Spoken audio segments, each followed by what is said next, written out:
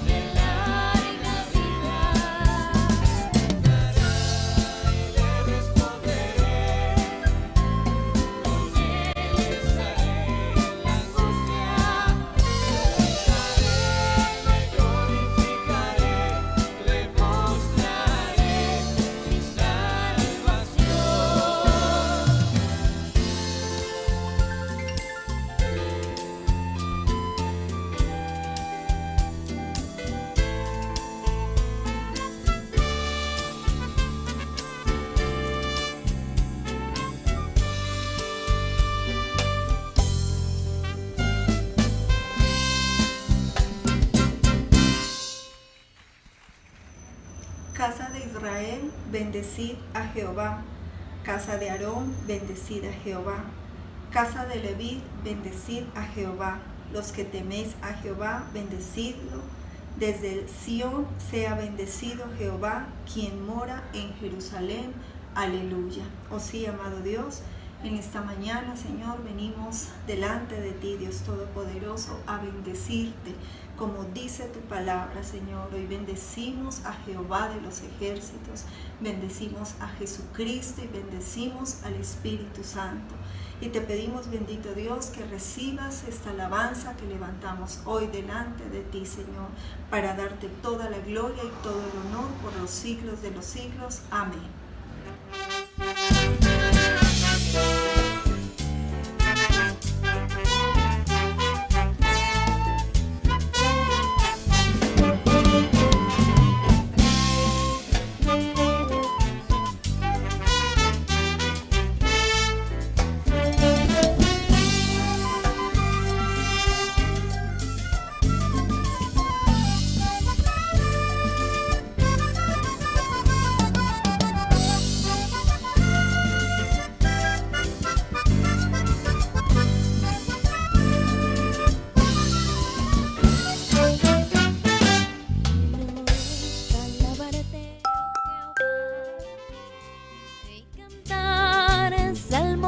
tu nombre.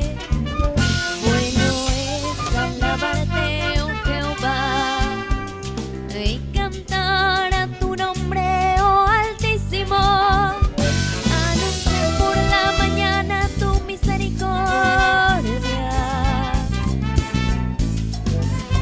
tu fidelidad cada noche. Anunciar por la mañana tu misericordia,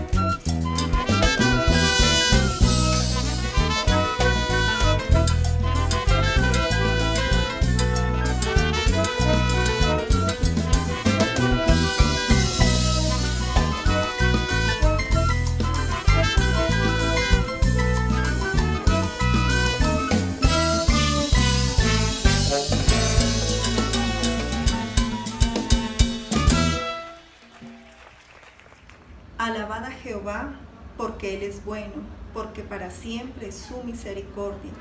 Alabad al Dios de los dioses, porque para siempre es su misericordia. Alabad al Señor de los señores, porque para siempre es su misericordia. Oh sí, bendito Dios, hoy queremos levantar alabanzas delante de ti, Dios Todopoderoso, porque tu misericordia es eterna, Señor. Gracias, bendito Dios, porque tú has sido muy bueno para con nosotros, Señor. Gracias porque conocemos a un Dios que todo lo hace, Señor. Te bendecimos, levantamos delante de ti gloria, honra y honor. Amén.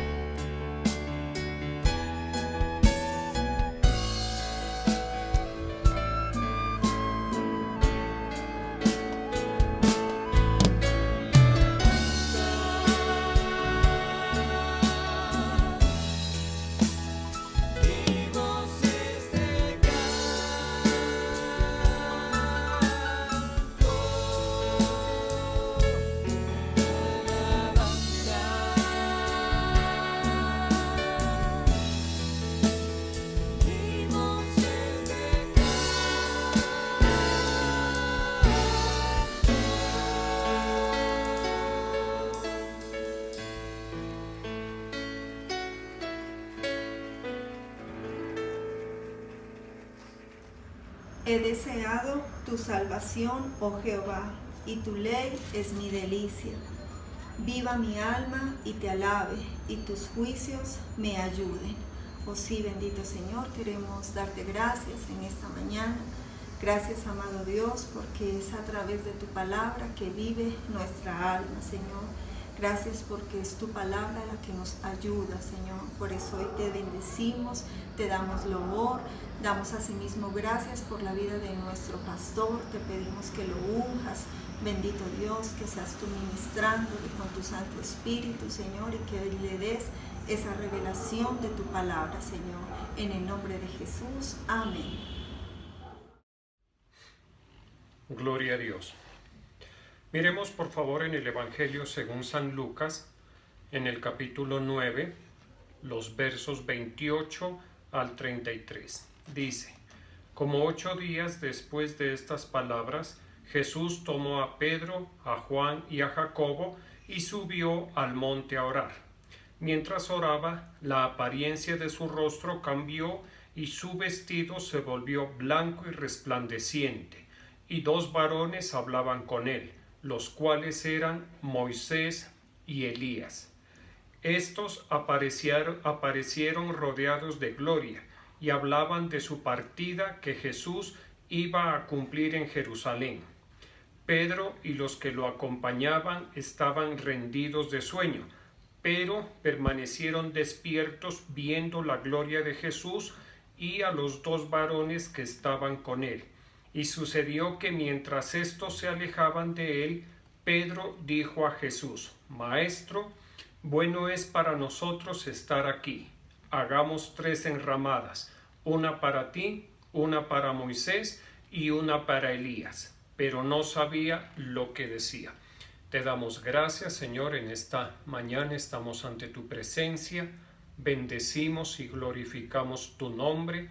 Te damos gracias por el amor y la misericordia que cada día muestras en nuestras vidas. Te pedimos que nos hables por medio de esta tu palabra en el nombre de Jesús.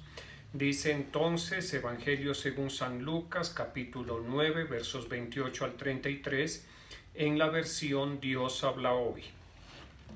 Unos 8 días después de esta conversación, Jesús subió a un cerro a orar, acompañado de Pedro, Santiago y Juan.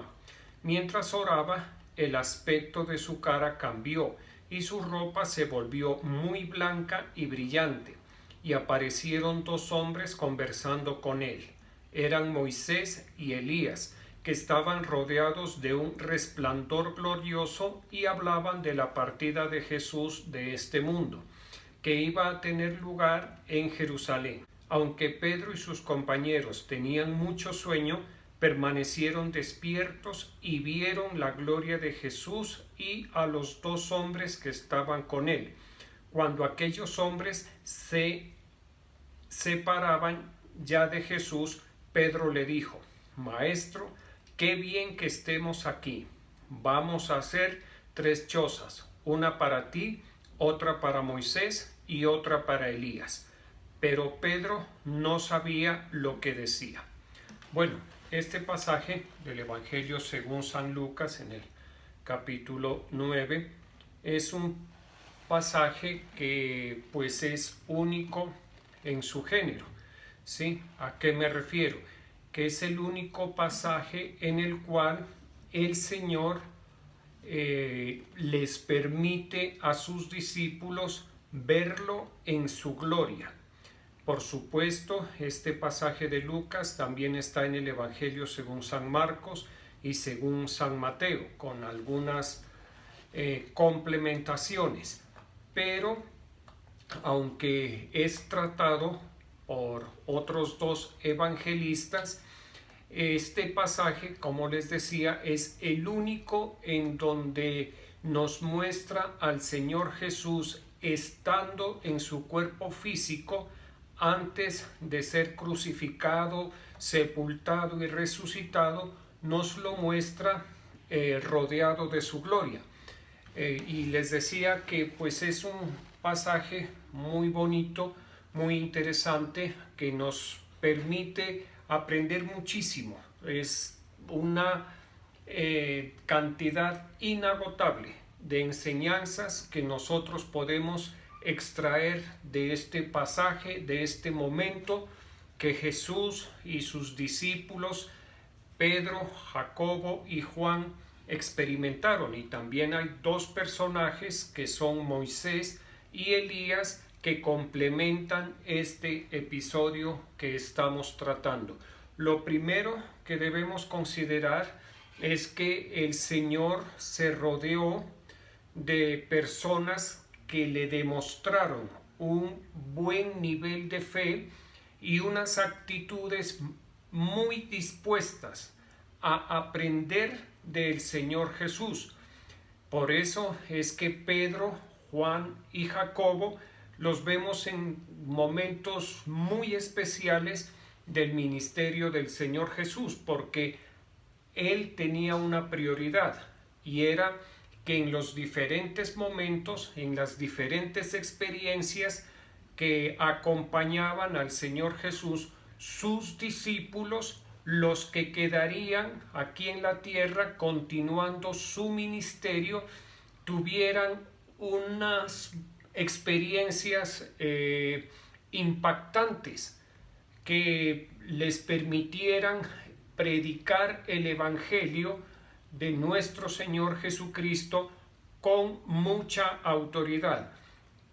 Autoridad que les daba el haber sido testigos directos de momentos cruciales en la vida del Señor Jesucristo. Por ejemplo, un momento crucial: el apóstol Juan estuvo presente en el Calvario, o en el Gólgota, como también se le conoce. Cuando el Señor Jesús fue crucificado, el apóstol Juan estuvo ahí presente. Al apóstol Pedro lo vemos aquí en este pasaje, que, como les digo, ellos son personas, discípulos privilegiados por el Señor Jesús, por cuanto les permitió tener esta experiencia única en su género, como les decía. Y uno se pregunta, bueno, ¿y por qué Pedro? ¿Por qué Juan? ¿Por qué Jacobo? Pues ya lo hemos dicho, por la fe que ellos demostraban, por las obras de fe de Jacobo, de Juan y de Pedro. Y también, muy importante, por la actitud de fe, porque en muchas ocasiones nosotros no alcanzamos a hacer las obras de fe, pero sí alcanzamos a tener actitudes de fe, y eso para el Señor es muy importante. Cuando el Señor nos ve en la actitud de fe, Él da el paso siguiente para que nosotros podamos hacer las obras de fe, o para Él mostrar su poder, mostrar su grandeza, mostrar, como en este caso, mostrar su gloria. ¿Listo? Y entonces vamos concluyendo. El Señor escogió durante su ministerio a las personas con mejor nivel y con mejor actitud de fe.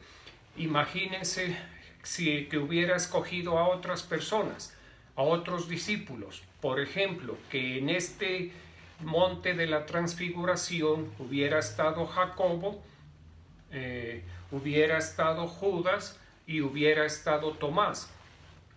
Hubiera sido una experiencia que seguramente no tenía el provecho que sí tuvo en la vida de Juan y en la vida de Pedro. Esta experiencia marcó positivamente a Pedro, a Juan y a Jacobo, ¿sí? Y la ganancia de esta experiencia, tanto para ellos como discípulos, como para la Iglesia Universal, si hubieran sido Judas y Tomás, pues se hubiera perdido, porque este tipo de experiencias afianzan muchísimo a las personas en la fe. Y alguien dirá, sí, pero Pedro posteriormente terminó negando al Señor Jesús. Sí, eso no, a la verdad, no importa. Tiene una enseñanza extraordinaria, muchas, no solamente una enseñanza, muchísimas enseñanzas. ¿Listo? Sin embargo, nosotros vemos que el Señor Jesús al mismo apóstol Pedro, que más adelante lo negaría, le permitió tener esta experiencia en el monte de la transfiguración. ¿Por qué eso? Primero, porque el Señor conoce los corazones, y segundo, porque el Señor tenía un propósito con la vida del apóstol Pedro. Sí, por supuesto, así como el apóstol Pedro tuvo este privilegio junto con Juan y Jacobo, también el apóstol Pedro fue probado. Así como el privilegio fue grande, la prueba para Pedro también fue grande. Pero el dividendo para Pedro, para su ministerio y para la Iglesia universal es grandísimo, muy, muy grande. ¿Listo? Y grande, ¿por qué? Porque, como les digo, el Señor Jesucristo se mostró ante sus discípulos en su gloria. Por eso dice que su rostro se iluminó como el sol, que sus vestidos se hicieron blancos, de un blanco resplandeciente, ¿sí? Y aparte de eso, aparecen dos personajes que habían vivido cientos de años atrás, dos siervos, como Moisés y como Elías. Y aparte de eso, mire que la palabra de Dios es muy enfática. En dos ocasiones dice que el Señor Jesús estaba rodeado de su gloria.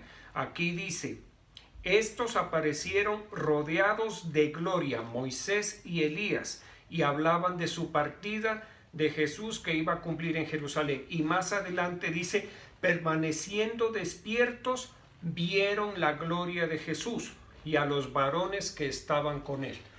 Sí, en dos versos diferentes la palabra nos enfatiza que Pedro, Jacobo y Juan pudieron ver al Señor Jesucristo en su gloria.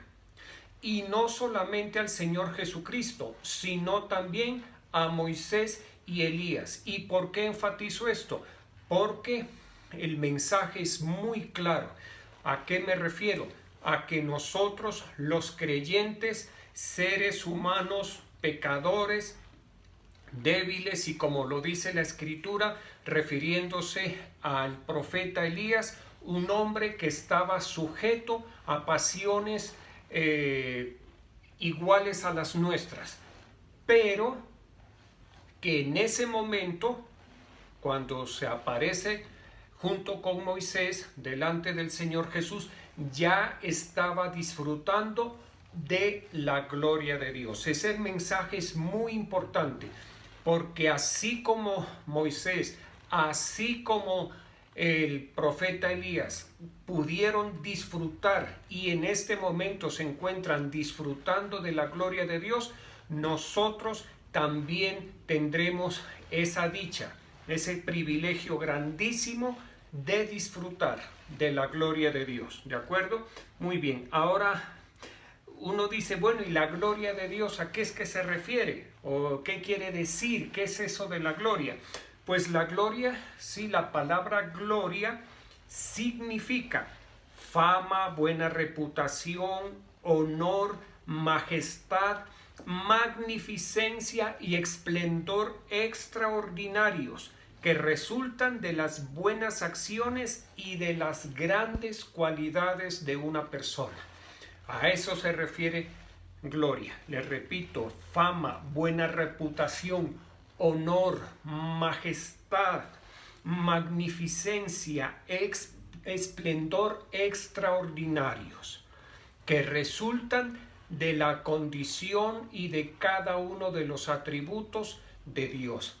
Con eso tiene que ver la gloria de Dios. O sea que la gloria de Dios depende, por ejemplo, de su justicia. La gloria de Dios depende, por ejemplo, de la hermosura de su santidad. La gloria de Dios depende de su poder. La gloria de Dios depende de su fidelidad. La gloria de Dios depende de su justicia, de su riqueza, de su eternidad, de su dominio, de su autoridad. Todo eso va sumando. Cada parte de esas, sí, por ejemplo, la justicia de Dios es gloriosa. La santidad de Dios es algo extraordinario, pero todo eso se va sumando en el Señor. Por eso la gloria de Dios es algo tan extraordinario. Y nosotros, lo recalco, lo enfatizo, los que creemos en el Señor Jesucristo, los que seguimos al Señor Jesucristo, muy importante, porque lo importante es creer y seguir al Señor Jesucristo, de la misma manera que Pedro, Jacobo y Juan siguieron al Señor Jesucristo. ¿Listo? Cuando nosotros creemos y por el hecho de creer, nos convertimos en seguidores fieles del Señor Jesucristo, vamos a participar también de su gloria. Y cuando el Señor nos participe de su gloria, y cuando el Señor aún aquí en la tierra nos permite participar de su gloria, todo lo demás pasa a un segundo plano. Todas las necesidades físicas y anímicas pasan a un segundo plano. Aquí lo vemos, estos 3 discípulos estaban rendidos de sueño, porque el trabajo, el ministerio con el Señor Jesús no era nada suave. El ritmo, valga la oportunidad, del trabajo ministerial era bastante duro, extenuante para una persona común y corriente. Estos discípulos se encontraban rendidos de sueño, pero una vez que la gloria de Dios se manifestó en el monte, a ellos el sueño se les quitó. Esa necesidad del cuerpo físico pasó a un segundo plano. Ya no importaba. Desapareció. Hubo un impacto tan extraordinario de la gloria de Dios en sus vidas que a ellos se les olvidó. Y lo mismo es con el resto, con las necesidades anímicas, y aquí lo expresa claramente. El apóstol Pedro dice, hagamos 3 enramadas o 3 chozas, una para ti, otra para Elías y otra para Moisés. ¿Qué podemos entender? Que para Pedro, con lo que estaba viendo en ese momento, con la experiencia que estaba viviendo en ese momento, el resto de afanes, preocupaciones, necesidades anímicas pasaron a un segundo plano. ¿Listo? Y eso lo vamos a experimentar nosotros con la ayuda de nuestro Señor. Esa es una promesa, que seremos participantes de la gloria del Señor Jesucristo. Y en ese momento, cuando nosotros estemos en su presencia, participando de la gloria del Señor Jesucristo, no vamos a extrañar nada de lo de la tierra, ni a nadie, porque la experiencia va a ser tan impactante, tan conmovedora, tan penetrante en nuestra alma que no vamos a querer quitar la vista ni una millonésima de segundo. Vamos a querer estar contemplando, admirando, disfrutando lo de la gloria de Dios en el cielo. Y eso es tremendamente importante. ¿Sabe por qué? Porque ya no nos vamos a acordar de estar pecando. ¿Listo? Vamos a estar absortos completamente. Nuestra alma va a estar absorta, completamente metida, completamente entregada a disfrutar, a admirar, a conocer, a experimentar, a vivir la gloria de Dios. Y aquí hago un paréntesis. Esto este tema hay que ponerle mucho cuidado, sobre todo para las personas que tenemos la responsabilidad de cuidar la grey de Dios en sus diferentes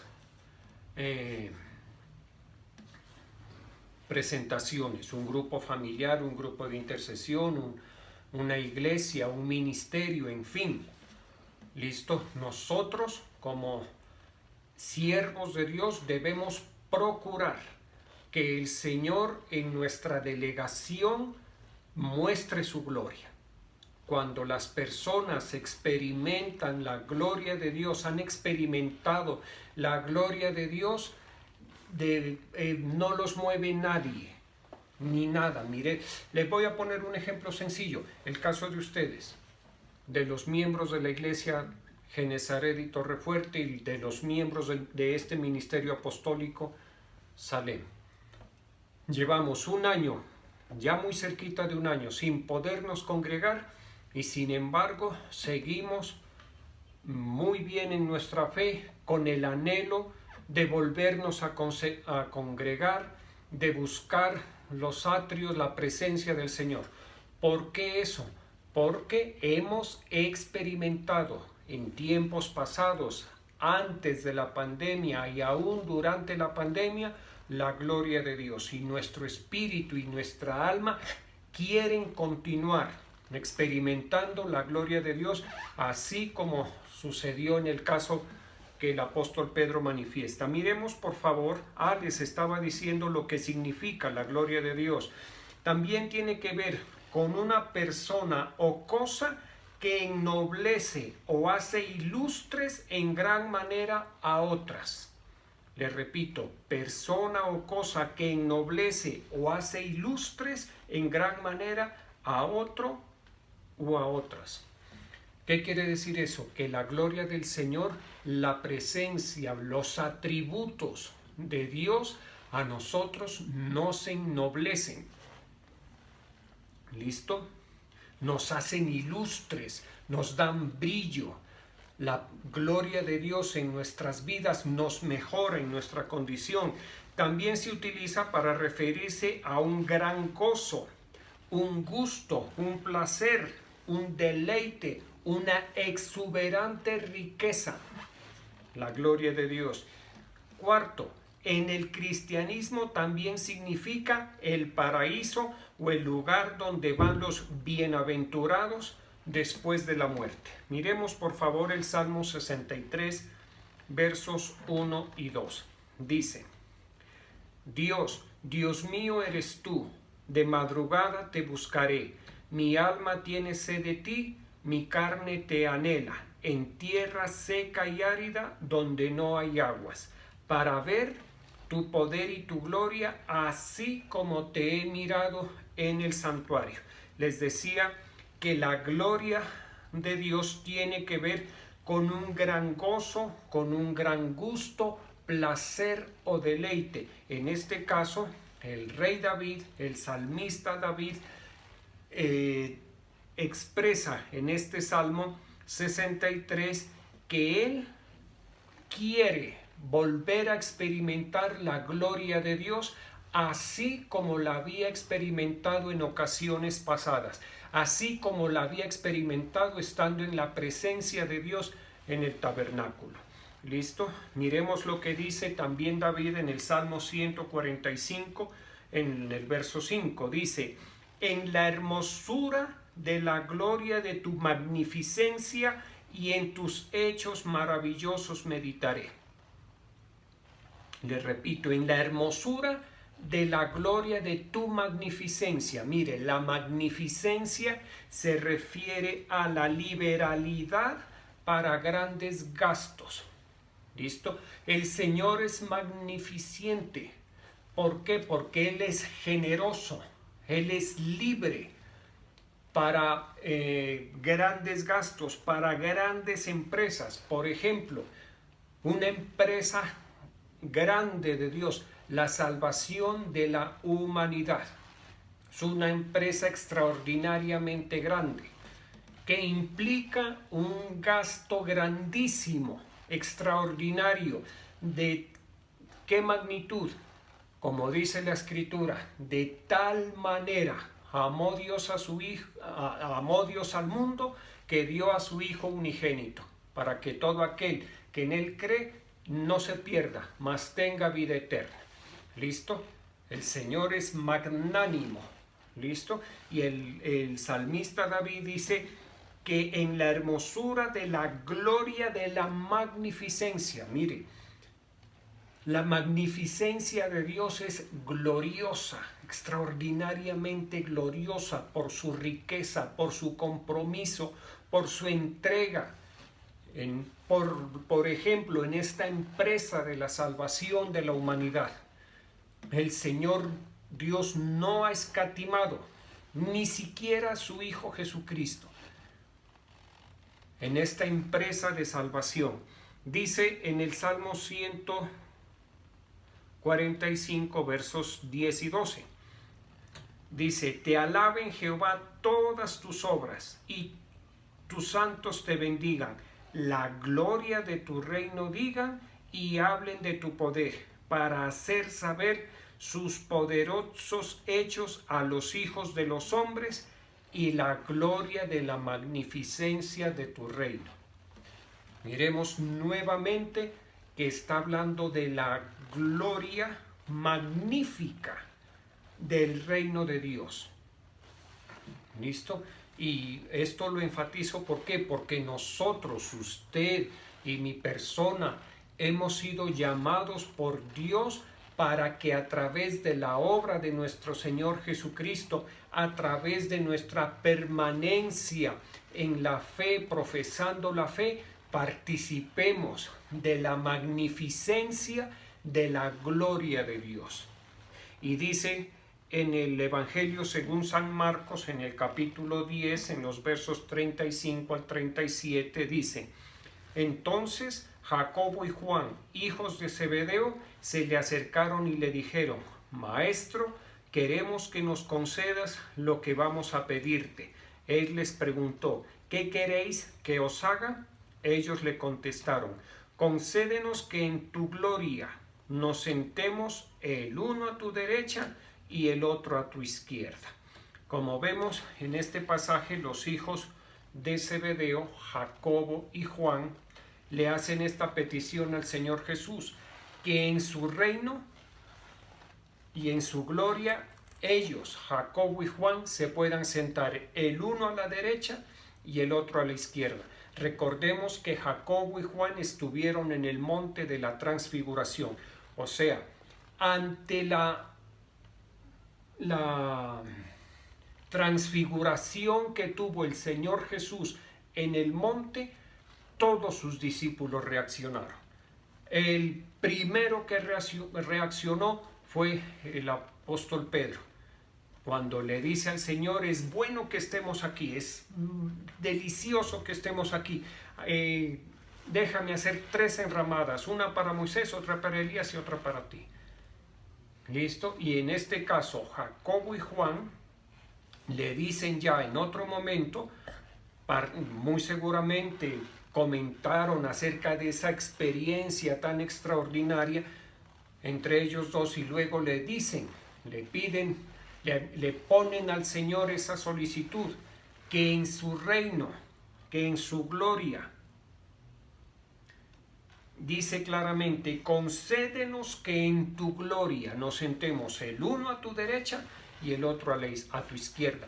Y el Señor Jesús les dice algo: ustedes efectivamente van a estar en mi gloria, pero sentarse a mi derecha o sentarse a mi izquierda, eso no me es dado a mí. O sea, eso no está dentro de mis posibilidades, eso le corresponde al Padre definirlo. Miremos por favor en el Salmo 73, versos 23 y 24. Dice, pongámosle mucha atención: con todo, yo siempre estuve contigo, me tomaste de la mano derecha, me has guiado según tu consejo, y después me recibirás en gloria. Le repito, con todo, yo siempre estuve contigo, me tomaste de la mano derecha, me has guiado según tu consejo y después me recibirás en tu gloria. Miremos esta secuencia, lo bonita, lo didáctica, lo clara que es para nosotros como una enseñanza fundamental en nuestra profesión de fe. Dice, lo primero que destaca, yo siempre estuve contigo, dice el salmista, creo que es Asaf. No recuerdo quién es, no interesa. ¿Listo? Dice, yo siempre estuve contigo, primer requisito. Segundo, me tomaste de la mano derecha. Y uno debe dejarse tomar del Señor. Uno debe permitir que el Señor tome nuestra vida personal. Y continúa diciendo, mire lo importante, me has guiado según tu consejo. Cuando nosotros le entregamos nuestra vida para que Él la guíe, Él lo va a hacer conforme a su consejo, conforme a su sabiduría, conforme a su propósito. Y continúa diciendo, y después me recibirás en gloria, para que el Señor, o mejor, para que llegue el momento en el cual nuestras almas sean recibidas en la gloria de Dios, lo primero es que tenemos que entregarle nuestra vida al Señor, poner nuestra vida en sus manos, permitir que el Señor nos guíe con su consejo y perseverar, estar siempre con el Señor, porque así dice, yo siempre estuve contigo. Y así va a llegar el momento en el cual Él nos va a recibir en su gloria. ¿Listo? No es así por así nomás, que sí, que yo creí, que a mí me llevaron a una iglesia, que yo un día fui y después me aparté y me fui para el mundo y no le entregué mi vida al Señor, no permanecí con Él y mucho menos permití que Él me guiara y me tomara de su mano y me guiara según su consejo. Para que Él nos reciba en gloria, esa otra secuencia se tiene que dar. Miremos por favor lo que dice el Salmo 3, verso 3. Dice, pero tú, oh Señor, eres mi escudo. Eres un escudo que me rodea. Eres mi gloria, el que sostiene mi cabeza en alto. Clamé al Señor y Él me respondió desde su monte santo. Miremos que el Salmo 3, verso 3 en la Nueva Traducción Viviente nos permite entender el concepto, una de las acepciones de la palabra gloria. Habíamos dicho que gloria se utiliza también o se refiere a la persona que ennoblece o hace ilustres en gran manera a otras o a otra. En este caso, el rey David, en el Salmo 3, verso 3, le está diciendo al Señor, le está diciendo que el Señor es su gloria, que el Señor es el que lo hace ilustre, o que la gloria de Dios, entendámoslo así, lo hace ilustre, que la gloria de Dios ennoblece a David. También lo podemos entender con otra de las acepciones, que dice, también puede referirse a un gran gozo, a un gusto, placer, deleite y exuberante riqueza. Cuando dice que David, que el Señor es su gloria, podríamos entender que el Señor es su deleite, que el Señor es su gusto, que el Señor es su placer. ¿Listo? Miren, con estos versos que vamos a leer más adelante lo vamos a entender mejor. En la primera epístola a los Corintios, en el capítulo 30, versos 30 y 31 dice, pero por Él estáis vosotros en Cristo Jesús, el cual nos ha sido hecho por Dios, sabiduría, justificación, santificación y redención, para que como esté como está escrito, el que se gloría, gloríese en el Señor. ¿Listo? Si nosotros nos vamos a sentir orgullosos, si vamos a sentir placer, si vamos a sentir gusto o gran deleite, sintámoslo por haber sido llamados por el Señor Jesucristo a participar de su reino. ¿Listo? Ese debe ser el origen del orgullo, de la satisfacción, de la alegría nuestra, del gloriarnos de nosotros, el gloriarnos en nosotros tiene ese origen. Nos gloriamos en que el Señor Jesucristo nos llamó, nos gloriamos en la belleza de la majestad de Dios, nos gloriamos en la magnificencia de Dios, nos gloriamos en que por medio del Señor Jesucristo nosotros fuimos hechos por Dios sabiduría, santificación, justificación y redención. ¿Listo?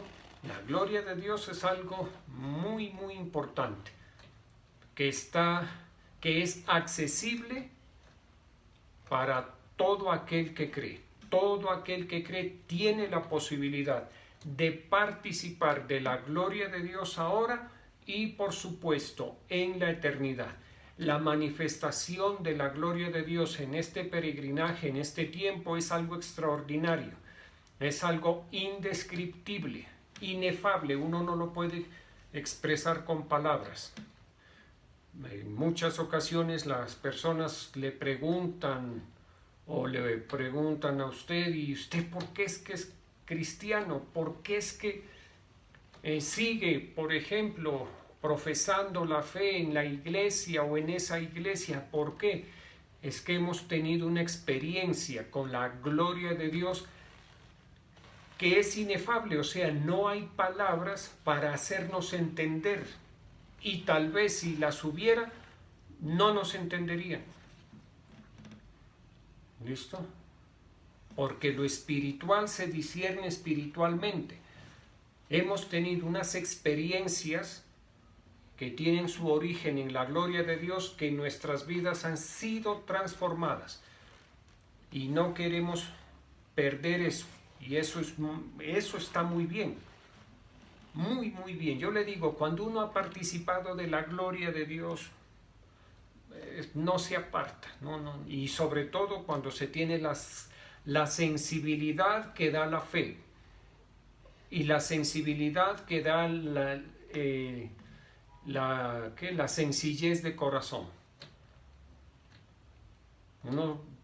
Esa sensibilidad hace que uno no se aparte.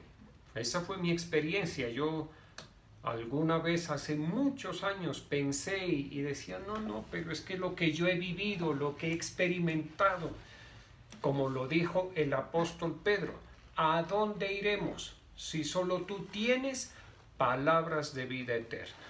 ¿Listo? Para terminar, Santiago capítulo 1, verso 9 dice: el hermano que es de humilde condición, gloríese en su exaltación. Bien importante, porque en este peregrinaje y en el reino de los cielos nosotros encontramos personas creyentes que tienen diferentes experiencias de vida, diferentes experiencias de su profesión de fe, que han profesado muy bien la fe, sin embargo durante su peregrinaje han tenido una condición humilde en lo material, en lo espiritual, en fin. No importa cuál sea la condición, pueda que sea humilde o pueda que sea muy exaltada, no importa. Lo que interesa es que cuando estemos en su presencia vamos a ser tremendamente exaltados y nos vamos a sentir cada uno de nosotros como muy privilegiados de participar de la gloria de Dios, y no nos vamos a querer mover de ese privilegio. Por decir algo, una persona, una alma que llegue al cielo, a la gloria de Dios, y si le dicen a esa alma, mira, vuelve a la tierra y vas a ser el hombre más rico de todo el planeta, esa alma, seguro, una vez que está allá, le va a decir no gracias, ni me hable, silencio, no me desconcentre. ¿Listo? ¿Por qué? Porque la experiencia de la gloria de Dios va a ser, es que no encuentro una palabra, demasiado fuerte, demasiado transformadora, acaparadora absolutamente de la atención de las personas. Por eso, como lo leímos en el Salmo 73, creo que fue, versos 23 y 24, hay que profesar, hay que permanecer, hay que entregarle nuestra vida al Señor, hay que dejar que Él nos guíe con su diestra y que finalmente Él nos reciba en su gloria. Vamos a orar, por favor. Te damos gracias, Señor, en esta mañana estamos ante tu presencia. Ponemos estos tributos, Señor, que te son debidos. Gracias por el privilegio que nos das de poner nuestro tributo, de poner en el altar de la gloria tuya, poner este tributo, Señor, para que juntamente sea consumido con el fuego de tu gloria, Señor, como una ofrenda, como un holocausto de olor grato. Bendícelo y prospéralo en el nombre de Jesús. Gracias, Señor Jesús, te damos en esta mañana. Gracias, Señor Jesús, por tu amor. Gracias por tu misericordia. Gracias por los privilegios que nos permites a nosotros, tus hijos, tus siervos. Gracias por el don del Espíritu Santo, ese maravilloso regalo que solo tú nos lo puedes dar. Ese don extraordinario, ese regalo extraordinario que es el Espíritu Santo, el Espíritu de Jesucristo. Nosotros te damos gracias, gracias por el Espíritu de Jesucristo que mora en nosotros. Te pedimos, Señor, síguenos ayudando, que el Espíritu de Cristo siga obrando, que el Espíritu de Jesucristo siga manifestándose, que el Espíritu de Jesucristo siga enseñándonos todo lo que se nos ha concedido, todo lo que el Padre y el Hijo nos han concedido, Señor. Gracias porque tenemos la esperanza bienaventurada.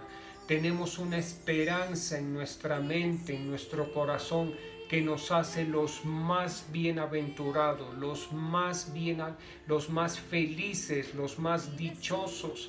Y es que cuando termine nuestra carrera aquí en la tierra, tú nos saldrás a recibir en la gloria de tu reino. Y allá estaremos eternamente contigo, contemplándote, admirándote, saciándonos segundo tras segundo de nuestra eternidad, de toda tu belleza, de todo el esplendor. Te podremos contemplar, Señor Jesús, en toda tu gloria, en la gloria que tú tienes desde antes que el mundo fuese y que ahora has recibido por cuanto aceptaste la voluntad del Padre de venir a entregar tu vida, Señor. Te damos gracias, gracias. Tócanos, Espíritu de Jesucristo, vivifícanos a cada uno, Señor.